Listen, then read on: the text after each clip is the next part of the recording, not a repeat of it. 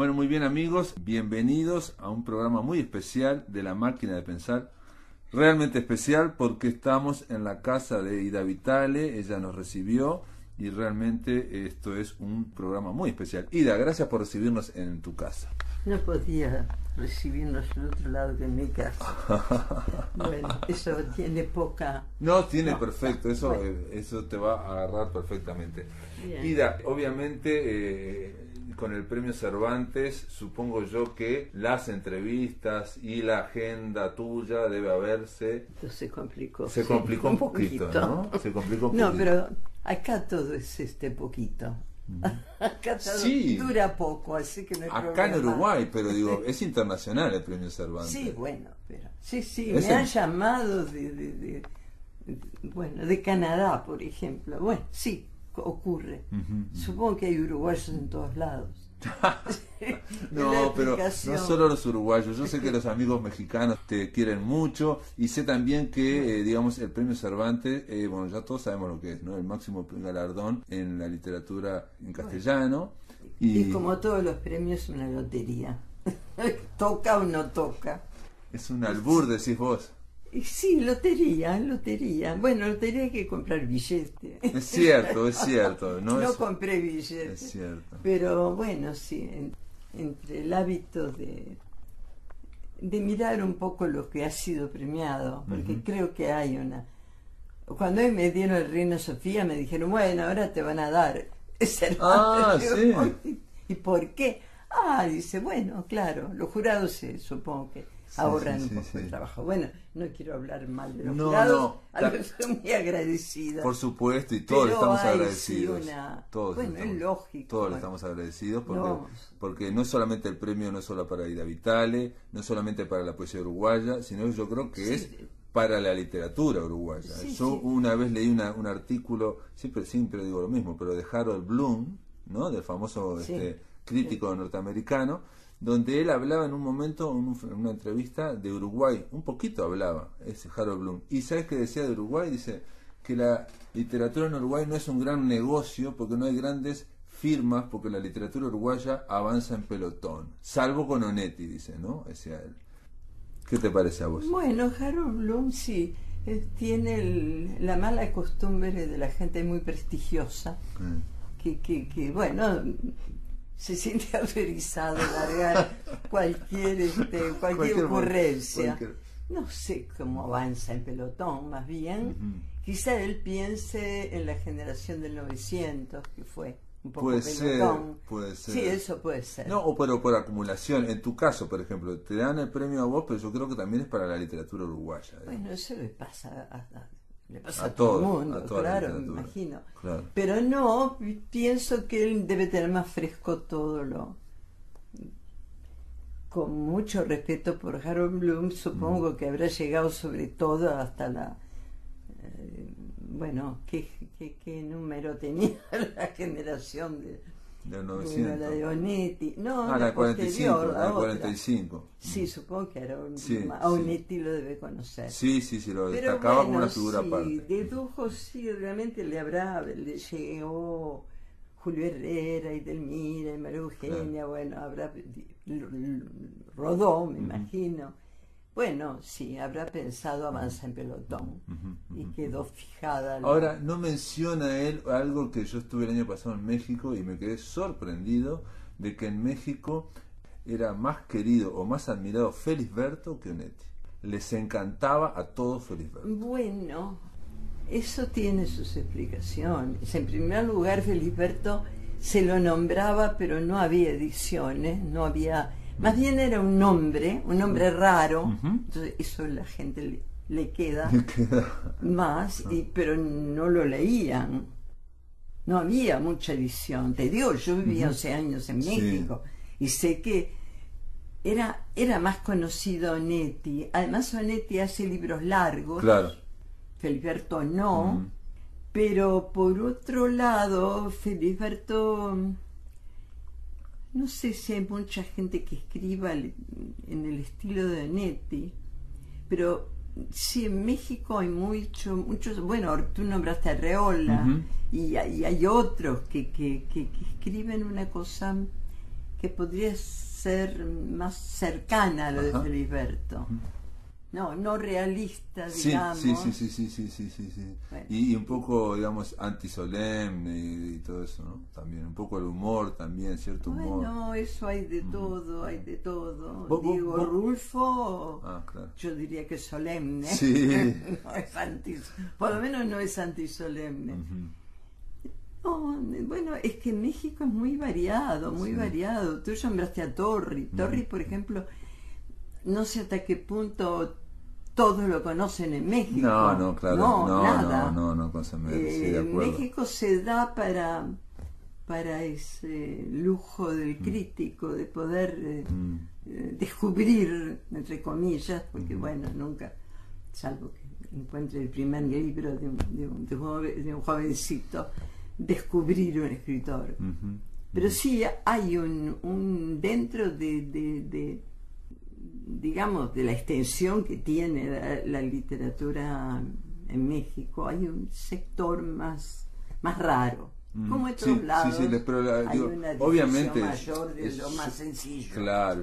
Otra cosa que me sorprendió es que para mí, para nosotros los uruguayos, digamos, Rulfo es como el primero, digamos, ¿no? Y cuando fui allá, Rulfo y Arriola estaban casi a la par. O sea, Arriola es muy famoso en México. Bueno, es porque muy Arriola ha conocido. escrito más. Es muy conocido. Además, muy querido. Bueno, es que es otra personalidad.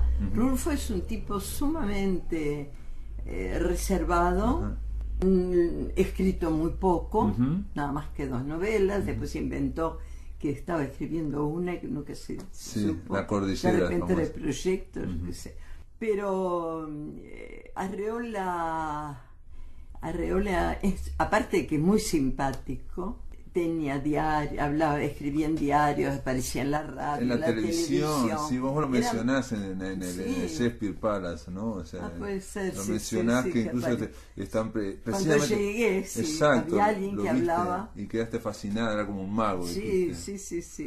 No, fuera muy especial. Yo una vez me invitaron creo que fue por el Fondo de Cultura Económica, no sé, algo que se presentaba, y había otro escritor mexicano, y yo dije, el que tendría que estar acá es Rulfo, porque pensé que tenía que, perdón, Arreola. Pensé que tenía algo que ver con lo que, no me acuerdo qué libro era que se iba. Vos mencionás que hay una presentación de Felisberto y que en un momento apareció Arreola, sería Felisberto. Y Arreola apareció y empezó a hablar entre el público y se materializó Arreola, decís vos, y empezó a hablar de Superbiel, de Baferreira, de otros más que nadie en esa sala conocía. No, claro. Porque ahora mismo yo voy y tampoco se conocen. Baferreira, digamos, no son. Baferreira, sí, digo, nada más que en el campo de los filósofos. Claro, ahí lo conocen. Pero eso fue muy gracioso porque apareció entre el público. Nosotros ya estábamos en la mesa, éramos 2, dije, bueno, nos falló Arreola. Y de repente de la segunda fila empezó a hablar, y sí, era impresionante porque, bueno, eso de repente lo buscó, lo miró antes de está preparado, como por supuesto lo preparó, pero igual todos esos hizo nombres. Una pequeña intervención que era como para ubicar a Felisberto en un estaba bien, porque era no decir es un solitario ahí que nació por milagro. No, hay un campo fértil, digamos. Exacto. Pero sí, pero digo, fue muy generoso, porque el que organizaba todo me dijo, bueno, pero que él vive en Zapotlán para traerlo desde allá. Y bueno, pues se vino. Sí, de Zapotlán. También Zapotlán el Grande. Sí. Me parece que hay uno más chico. Y que son de la misma zona con Juan Rulfo, o sea que son como opuestos, son como rivales y hermanos, son como compinches. Sí, no sé, no sé si se conocieron mucho. Sí, se conocieron, sí. Arriola dice que, me contaron ahora cuando estuve, Arriola fue fundamental para que Rulfo se atreviera a publicar, empujó, uno de los varios que empujó a Rulfo para publicar, porque no quería publicar. Sí, él es Pedro Páramo. muy calladito, Rulfo. ¿Vos lo llegaste a conocer a Arreola? Digo, más allá Arreola sí, más Arreola. que... No, a Rulfo... Bueno, sí, lo conocí una vez ¿dónde fue? En casa de unos amigos, creo. No sé si una versión en casa de los Mutis. Sé que yo debo haber dicho alguna incorrección, hecho o dicho. Sí, no sé cuál habrá sido mi error en ese momento. Y él me lo corrigió de inmediato. Con lo cual yo, que ya estaba... Impresionada. Recién llegaba. Sí, por Rulfo, era Juan Rulfo también. Un poco tímida ya me sentí hundida en el piso. Pero bueno, pero no era tampoco que fuera malhumorado. No, era un hombre discreto, hablaba poco. Que todo el mundo habla siempre, digamos, yo por lo menos he leído mucho, se ha hablado de que Onetti y Juan Rulfo, ellos se sentaban y no hablaban, en fin. Pero vos en tu libro el de Shakespeare Palace mencionás que Arreola estuvo en un momento con Onetti y que Onetti lo miró como diciendo este tipo de... Bueno, este claro. ser, porque totalmente teatral, este ser con una capa, y él dijo que iba a jugar al ping-pong. Arreola había hecho teatro con Barrault. Y además Arreola era muy libre para vestirse y además siempre tenía un sentido teatral de la vida. Claro. Entonces, ese día que yo lo vi estaba vestido todo de terciopelo negro. Entonces, claro, Onetti ante aquello, y además se acercó donde estaba Onetti sentado, vino y le hizo un saludo así. Una reverencia. Totalmente cortesano. Bueno, y Onetti ante aquello, Onetti que era muy discreto, hablaba muy poco, era medio terrible Onetti. Quedó impresionado frente a... No era, digamos... que le gustaran los payasos, si se quiere, ¿no? Sí, no, pero además siempre decía que, perdón, estoy así porque tengo que ir a la radio, explicaba. Sí, pero la primera impresión de ver a un señor que le hacía un saludo. Claro, una reverencia. A mí todos los que me hablaban de Arreola es que, claro... Era encantadora Arreola, muy agradable. Es alguien que rompe un poco la figura del escritor solemne, digamos. Sí, nada solemne. Y vos en un momento, para hablar de la poesía, un artículo que yo estuve leyendo, para hablar del misterio de la poesía, al final terminas hablando de un dragón blanco, el misterio, ¿de un qué? De un dragón blanco, el dragón blanco del misterio de la poesía, y hablas de Felisberto ¿El dragón blanco? Sí. Debe ser una nota muy, muy vieja, porque no me acuerdo no es vieja. de haber tenido trato con dragones. Es de Babelia, Ni siquiera escrito. Bueno, el pero dragón blanco. Bueno, pero será una metáfora que sabe por qué. Sí, a mí me llamó la atención más bien que para hablar, estabas hablando de la poesía, del misterio de la poesía, que la mencionaras ¿cómo es? A Felisberto, digamos, que es un narrador. Y bueno, porque está la forma poética, pero está también la poesía que es un elemento añadido o básico más que añadido, ¿no? No sé, puede estar también en la prosa. Acá, mira lo que es. Que se me permita recordar el misterio blanco tras el que se movía Felisberto Hernández con su mirada al sesgo sobre las cosas. Misterio blanco, nada de dragón. No, pero ahora sí, ahora va a pensar un dragón. Para leer en ella lo que estaba debajo, las relaciones no descifradas, ese misterio positivo que libera energías, tienta a participar con lucidez y la razón no rechaza.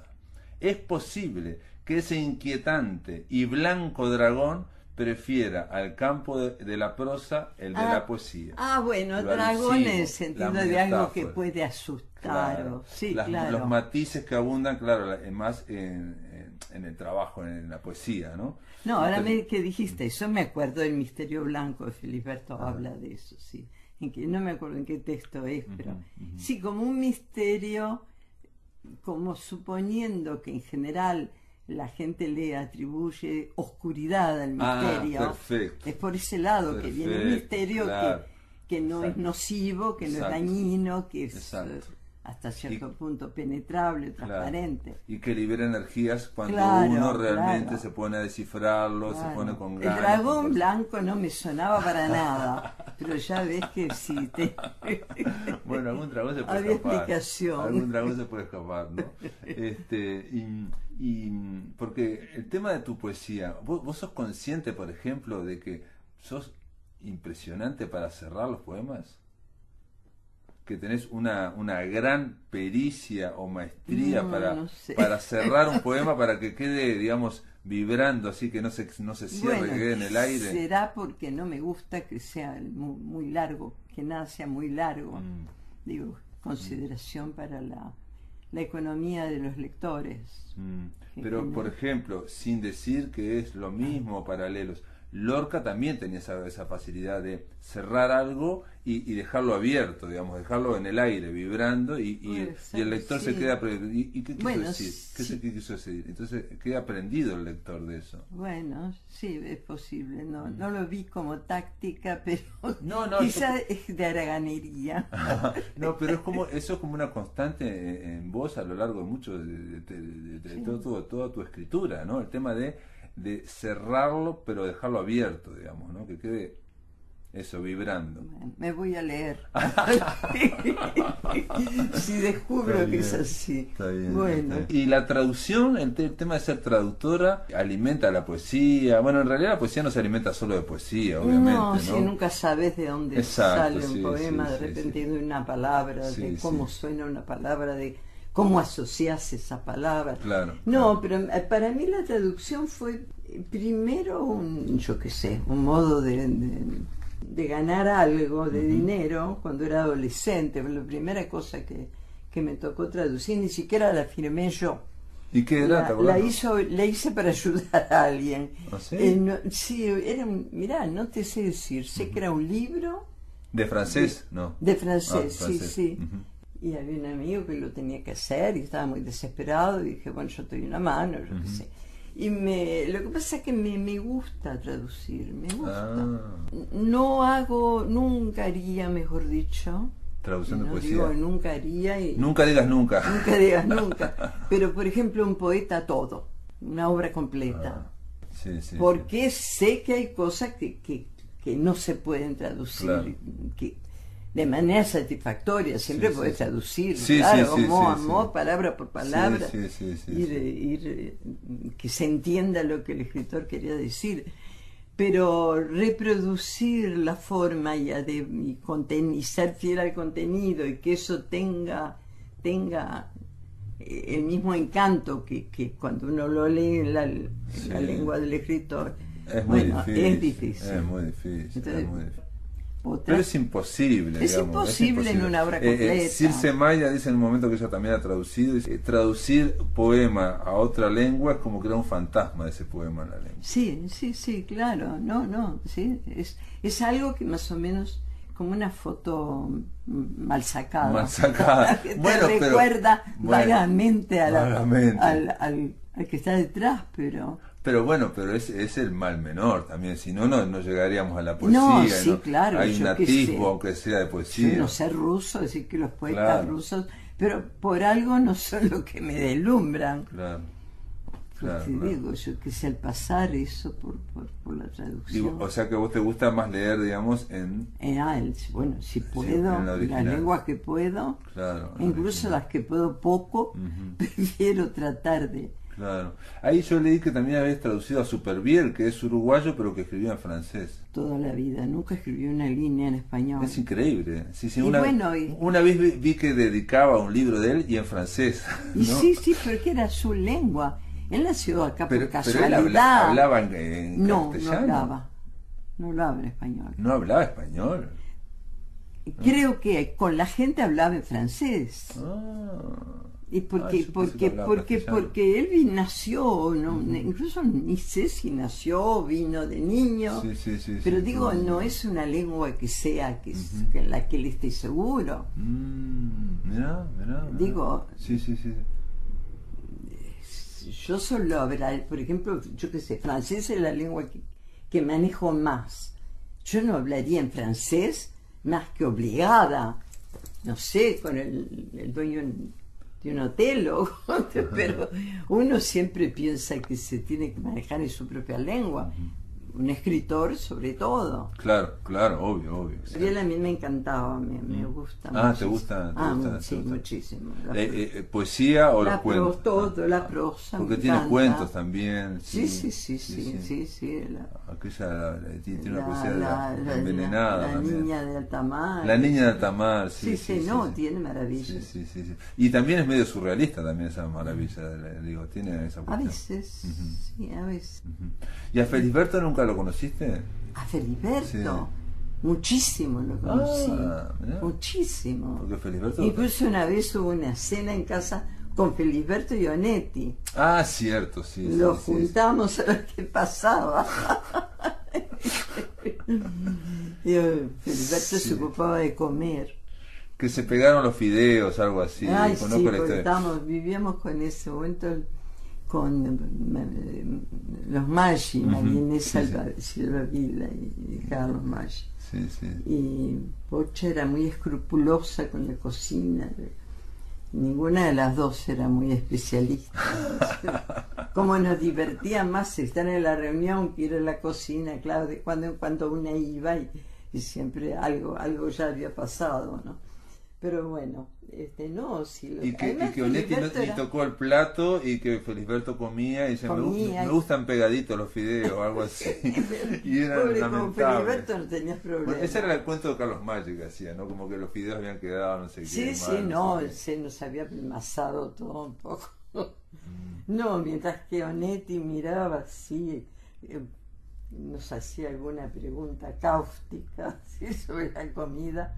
Felisberto devoraba encantado. No, eran muy distintos. Muy diferentes los dos, ¿no? Sí, digo mucho más de fiar, creo yo, Onetti como persona. Sí. Felisberto siempre fue un poco... Además yo fui muy amiga de Amalia. Ahí tengo Amalia Nieto. Amalia y Fripo, están los dos. Sí, los vi. Lo tenés en el lugar. Sí, los vi. Lo primero que vi en los estantes. Sí. Está Felisberto y Amalia. Era encantadora muy y era realmente lo más inconcebible era imaginarla de compañera de Felisberto. Pero Felisberto también me parece, por los testimonios, es que no parece ser, digamos, el escritor, ¿me explico? O sea, la persona parece como... como ¿me explico? Digamos, no tiene la pose de escritor, ni la voz de escritor, ni el, digamos, el intelecto pareciera no tener, y sin embargo cuando escribe es impresionante. Sí, lo que pasa es que Felisberto, curiosamente, Onetti creo que corrija muy poco. Que piensa mucho y el producto sale casi como definitivo. En cambio Felisberto, no digo yo que no tuviera, que no pensaría, pero Felisberto era muy lento y muy cuidadoso. Corregía mucho, era lento. Pero yo me refiero a que estoy seguro que Felisberto sabía, por sus contactos con Ferreira y todo eso, tenía un nivel filosófico que no se le nota ¿me explico? Ni en el habla, y a veces uno lee los textos y parece que no estuviera ahí, pero se nota que es alguien, por ejemplo, Felisberto tiene claro, eso me lo dijo una escritora argentina, que yo no me había dado cuenta, que ¿quién? Eve Uward, la escritora, la cuentista, narradora, y Eve Uward me dijo que una frase de ella para los cuentos, ¿no? Que la literatura está antes de que se cierre el concepto, narrativa, y que Felisberto, antes de cerrar, se desliza para otro lado y sigue, y siempre está abierto, y que lo tenía muy claro eso. Sí, puede ser, porque digamos en Felisberto el cuento es nada más que la punta del iceberg. Sale eso y se va deslizando, pero evidentemente hay toda una masa que sostiene ese relato, que ya está muy depurado, que está muy depurado, como decís vos, exactamente, porque él lo dice, que él quería que sus cuentos fueran como si él solo para ser leídos por mí, por ejemplo, ¿no? En voz alta, ¿no? O sea, que fuera la voz de él, y que fuera y que no tuviera ninguna referencia intelectual o literaria o de las vanguardias, en fin, ¿no? Él quería... Sí. Admiraba mucho a Ramón Gómez de la Serna también, ¿no? Sí, supongo.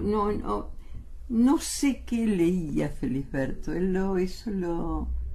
Nunca lo ventilaba. No sé si leía mucho, pero me acuerdo que esa vez que estaba con Onetti también, iba a leernos un cuento. Y resulta que lo que leyó fue una página y un pedacito así. Porque lo venía trabajando hacía como un mes. Claro, por eso te digo que en Felisberto no sé si el acto mismo de escribir era lo laborioso, o él pensaba mucho cada frase que iba a escribir, no sé. Y en tu caso, para la escritura, ¿cómo fue? ¿Cómo es la escritura? ¿Cómo surge? Asigún, como dice. Sí, ¿no? No, y depende, yo qué sé, hay cosas que se dan hechas, hay cosas que las armo todas y no tengo un lápiz, y sobre todo ahora, que mi memoria empieza a no ser la de antes, se me olvida algo básico y ya se descalabra todo. Pero... Claro, porque en poesía, digamos, a veces podés verlo en tu mente perfectamente y si falta algo... No, y además muchas veces hay un núcleo que es lo que sostiene todo, y lo demás luego se puede hacer más en frío. Pero bueno, eso depende. Sí, ya sé que depende y aparte uno escribe con todo y con todas partes y de cualquier, digo, ¿no?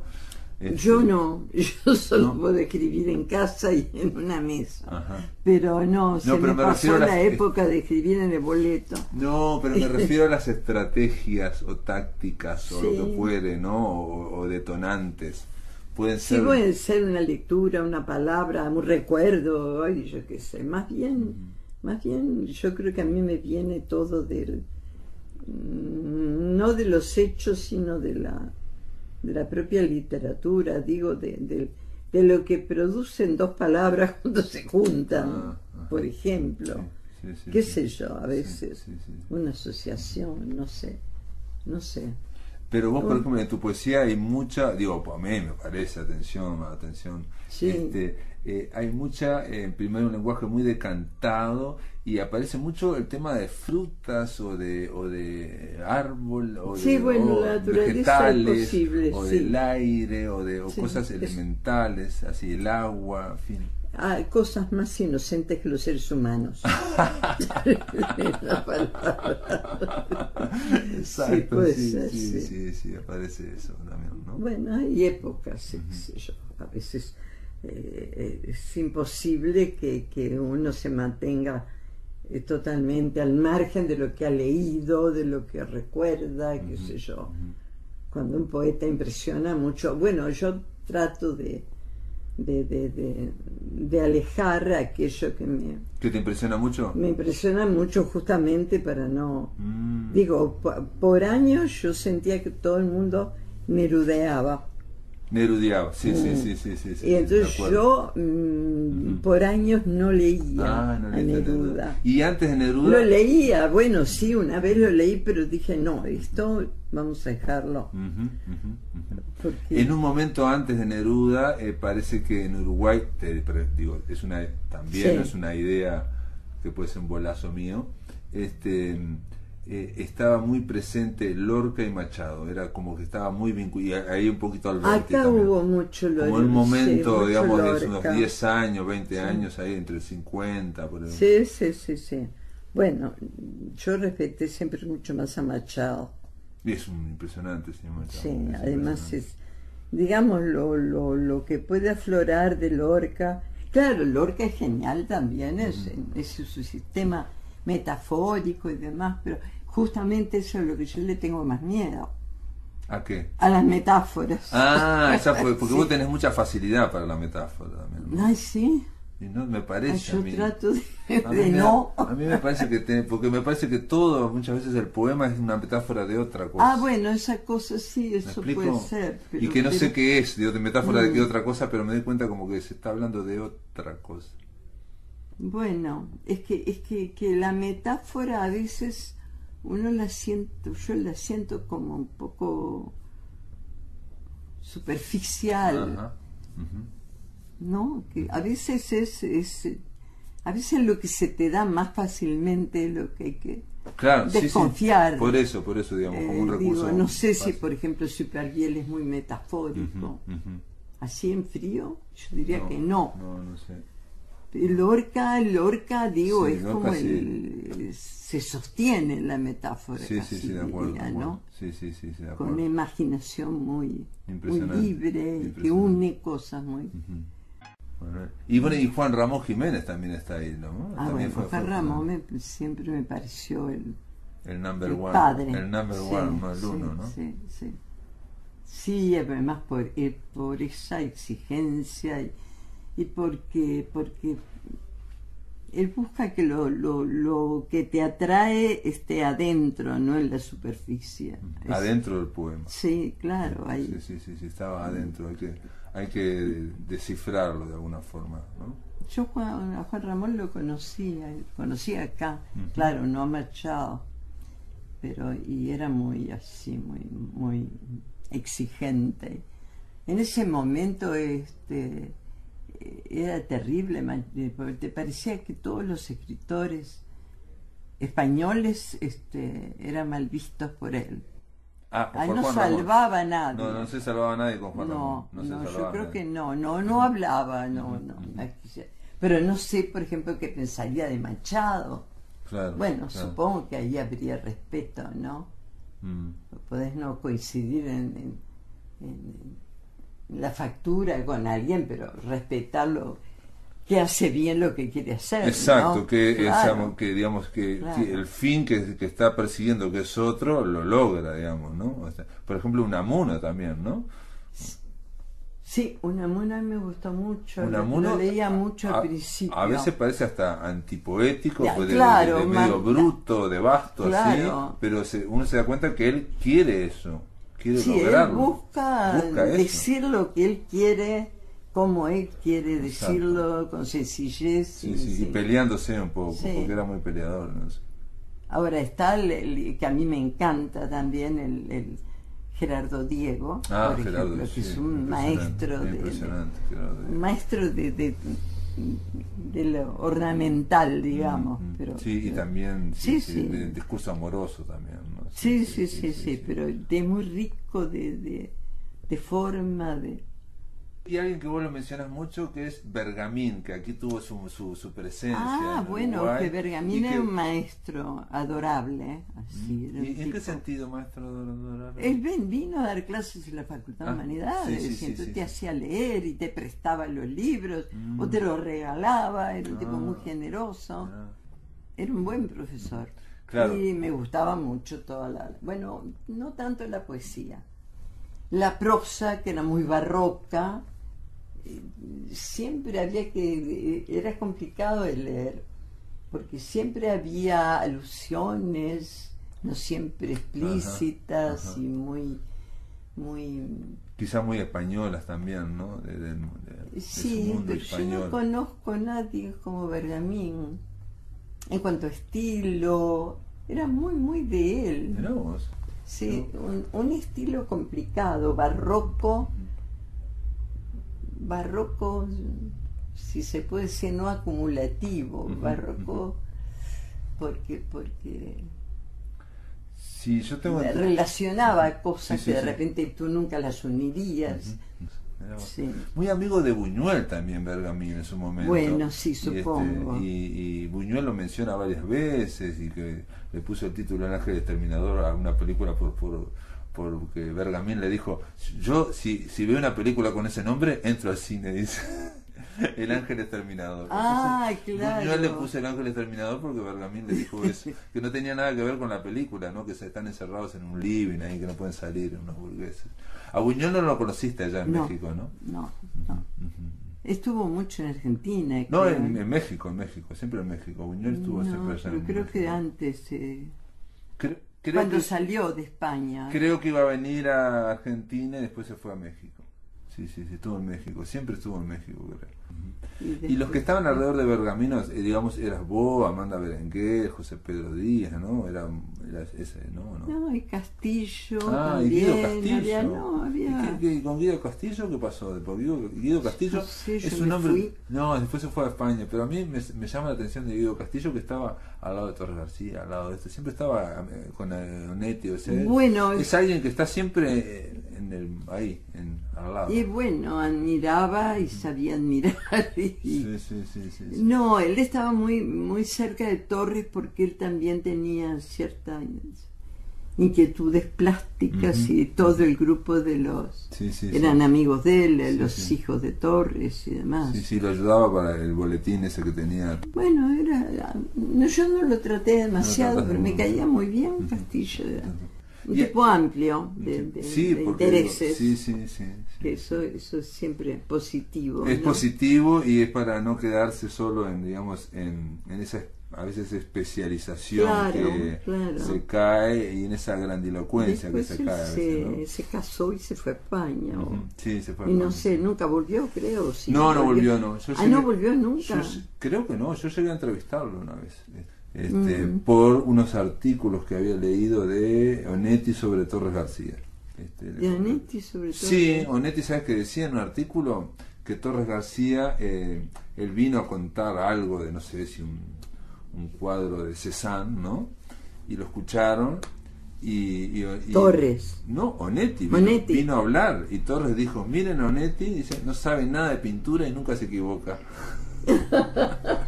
Está bien, está perfecto, porque nunca se me hubiera ocurrido que a Onetti le interesaba mucho la pintura. Sí, él quedó fascinado con una exposición de Cézanne que hubo y que apareció acá, no me acuerdo qué año. Claro. Quedó fascinado con un cuadro y Bueno, yo Torres diría alguien que no estuvo nunca en mi taller. Claro, que no sabía no sabe nada de pintura, pero no se equivoca, ¿no? Es muy gracioso. Y Octavio Paz también, allá estuviste en la revista Vuelta, en México. Sí, Octavio es un tipo... Bueno, yo me he cuidado mucho de no... Digo, en general trato de no invadir la gente que tiene tanto que ser como Octavio, que hace su obra y publica muchísimo y trabaja muchísimo. Tiene una formación muy especial. Y también muy amplio, ¿no? Muy amplio, tiene una cultura impecable. Muy amplio, ¿no? Muy amplio, una visión. Es la poesía y es la pintura, es el cine. Quizá el cine sea de lo que menos se interesa en el cine. Cine y teatro creo que no sean sus campos. Pero... ¿Y en tu caso el cine? Porque vos siempre hablas de teatro, de que hacías nunca hablo de teatro. No, pero me ha tocado traducir muchas cosas. Que has traducido obras de teatro, sí. Eso mencionás. Pero ¿Y el cine? Ay, sí, me encanta, claro. Cuando es bueno, me encanta. Bueno. Sí. No, ahora descubrí pero claro que a las 12 de la noche empiezan en una de estas Film and Arts. Claro. Film and Arts, sí, a veces aparecen cosas notables. Impresionante, sí, claro. Ayer vi bueno, eso no era precisamente, eso fue el día anterior, que hubo un ballet muy raro, rarísimo, porque cometieron el disparate de no traducir. Era un ballet hecho sobre un coro que canta todo el tiempo. El ballet dura como media hora, hay un texto, pero no se tradujo. La música creo que es de Alban Berg, pero no estoy segura si no me estoy confundiendo. ¿Y no es Alban Berg, es alguien más moderno. Bueno, y de lo que ves no puedes sacar una conclusión, porque todo el tiempo está el coro cantando. Claro. Hay un mensaje, un texto y hay algo que tiene que ver con eso que se canta. Claro. Pero nada más que primero aparece un hombre desnudo, Después aparece una mujer vestida de blanco largo con un tocado raro, muy erática, así que camina. Después aparece un niño y una niña, y después aparece otro niño y otra niña iguales por otro lado, que se mueven poco, gesticulan más que moverse. Entonces no te quedas en ayunas. Sí, sí, porque, pero ahí hay un misterio también. Sí, sí. pero bueno, pero misterio por ignorancia, porque digo, al no entender nada de lo que cantaban, que creo que era en alemán, y en coro, además, menos que menos. Claro. Y vos escuchás eso, obviamente con toda esa delectación que me lo estás contando, eso de alguna forma... No. ¿No? ¿Va a la poesía? ¿Aparece en la poesía? Ver, no aparece nunca, ver. no resuena en la poesía de ninguna forma. No, en realidad yo... Lo mío es muy mecánico. Ya si sé en que mi te está familia gustando. me habían enseñado un instrumento, yo hubiera sido música y no poeta. Ah, ¿sí? Estoy segura. Me encanta la música. Es lo que más me importa. Es lo que más te importa la música. ¿Ah? Y lo que pasa es que la música, eso lo dice Borges, es pura forma, ¿no? O sea, todas las artes aspiran a la música, dice. Sí, puede ser. Además, yo estudié canto porque una vez fui al Ateneo. Ah, cantabas. Y cantaba Olga Line, que fue una señora que acá pasó sin pena ni gloria. Escuela alemana y rusa. No Una sé quién voz es. impecable. No sé quién es. No, cantaba, había un programa Schumann Schubert, y yo llegué y dije, pero esto no es el Uruguay. Yo nunca había... Yo en general no aguantaba un concierto de soprano uruguaya o tenor uruguayo, que al final en algún momento me iba. No podía resistir un desafine, y esta mujer era una cosa increíble, era como solo había oído en discos. Sí. Era una escuela impecable. Alucinante, sí. Y era la mujer más modesta que yo vi en mi vida. Vivía de dar clases de música. García de Zúñiga, por ejemplo, que era bastante conocido, estudió con ella. Bueno, no cobraba mucho, yo me los podía pagar, no yendo al cine, no comiendo chocolates, y con eso en casa ni sabía. ¿Tomaste clases con ella? Tomé clase 3 años. ¿3 años? Sí. Entonces sí, te encanta cantar. Bueno, gusta? Yo tenía buena... ¿Y cantabas? Bueno, No, cantaba. pero me refiero, cantás igual, aunque no cantes en teatro, te gusta cantar. Me gustaba cuando tenía ¿Y qué voz cantabas? Sí, yo qué sé, Schubert, Schumann, Bach, música clásica. No cantabas nunca. No, ópera no. Digo cosas populares. No te interesa. No podés tampoco. Si estudias una cosa, no podés No se hacer puede, la otra. no sé por qué no se puede. Plácido Domingo estropeas cantaba. la voz. No cantas como, Viste no que te José van a pedir Carrera. que cantes como. No, obvio, nunca te van a exigir, digamos. la No, voz. pero es que no podés cantar un tango como cantas Bach. ¿Y tango? ¿Te gusta el tango entonces? Me gusta oírlo, algunos me gustan. ¿Y que de Gardel? Sí, claro. ¿O Julio Sosa? Alguno más. Julio Sosa, alguna cosa, sí. O sea que vos estuviste 3 años aprendiendo y cantando, desarrollando la voz. Sí, en lo cual se lo agradezco. Incluso cuando nunca más canté, pero yo podía dar clase todo el día y no me cansaba. Claro, sí. Ella cuando me dijo, ¡ay, qué suerte! Tiene casi todo bien impostado. Te ayuda mucho a no cansarte. Sin duda, son técnicas para poder sacar la voz más nítida, más y con menos esfuerzo y no estropear la garganta. Claro. Digamos, No, y además dije, bueno, pero este es un fenómeno único. Sí, ¿viste? Yo nunca había oído a una cantante en el Ateneo, además que digo ahí, iba gratis, nadie. Sí. Y con Idea Vilariño, que ella tocaba el piano y que decía que tenía un oído absoluto, en fin, no sé qué, ¿nunca hablaste de música, por ejemplo? No. Porque digamos el tema, ahí hay una afinidad musical fuerte también, ¿no? No, pero ella era muy de la música popular. Sí, pero digamos el tema... Tocaba tangos. Tangos, sí, claro, sí. Ajá. Nada que ver. Nada que ver. La veía mucho cuando ella estaba en En la oficina abajo de... En el Museo Pedagógico. Sí, ahí sí, por eso me dijiste Ateneo, estaba al lado. Claro, ¿no? claro, Ateneo, claro. En el Museo Pedagógico está al lado, trabajaba ella ahí. Sí. No, pero... No, ella me tomaba el pelo porque me decía, hoy hice esas cosas. Porque estabas No, claro, no, eso no le interesaba. Con la alta cultura. Y para terminar, me digo, una cosa que te escuché hablar con Andrés Echevarría que me llamó la atención, que mencionabas a Susana Soca de la revista y dijiste algo así como que tenemos una mala conciencia patriótica porque no le dimos... Estoy parafraseando mal, probablemente, estoy diciéndolo mal, que no le dimos la bolilla que era necesaria, no le dimos... No, la gente consideraba que era una pituca, que sea una revista. Pero una revista, señora, revista. Sí, que claro. Y ella era una mujer así, exquisita en sus gustos, muy tímida además. Yo nunca sufrí más en mi vida queriendo a Susana dar una conferencia.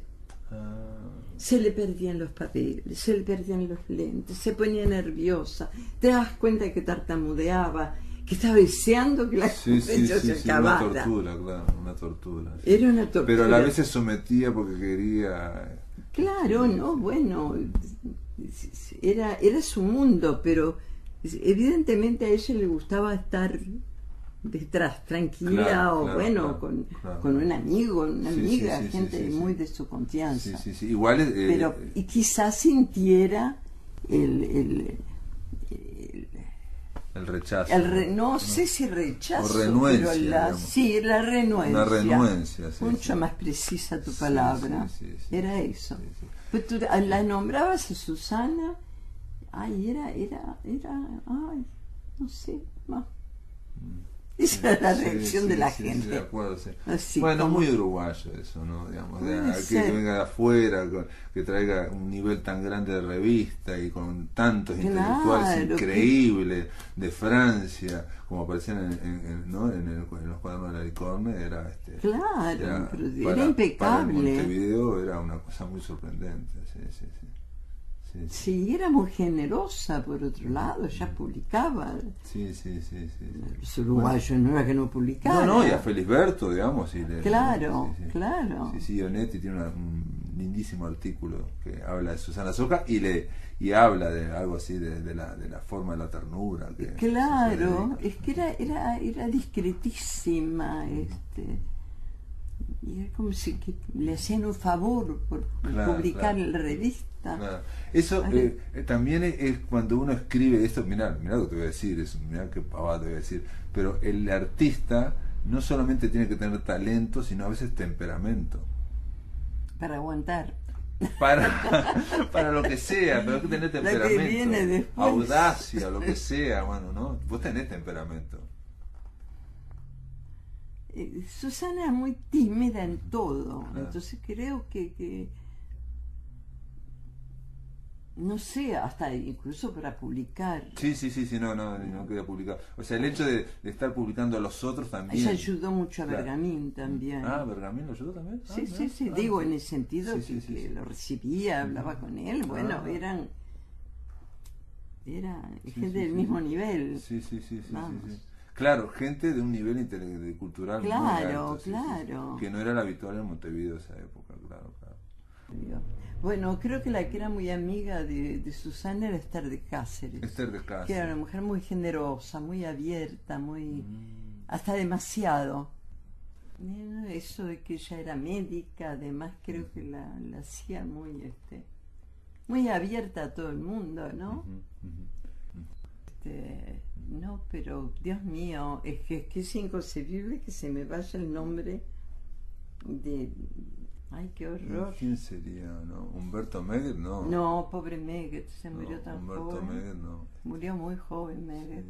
Sí, muy jovencito, sí. Yo no sé, creo que tenía 24 años. Una cosa 24, 25 años. Luego no llegué a conocer bastante. Pero... ¿Sí? ¿Lo trataste con Humberto Meguet? Con Meguet, sí, porque había un grupo de chicos jóvenes, en general judíos. Yo era muy amigo de un chico que se llamaba Martín Müller, y el hermano era crítico de música. Me decían la Goy, llegó la Goy.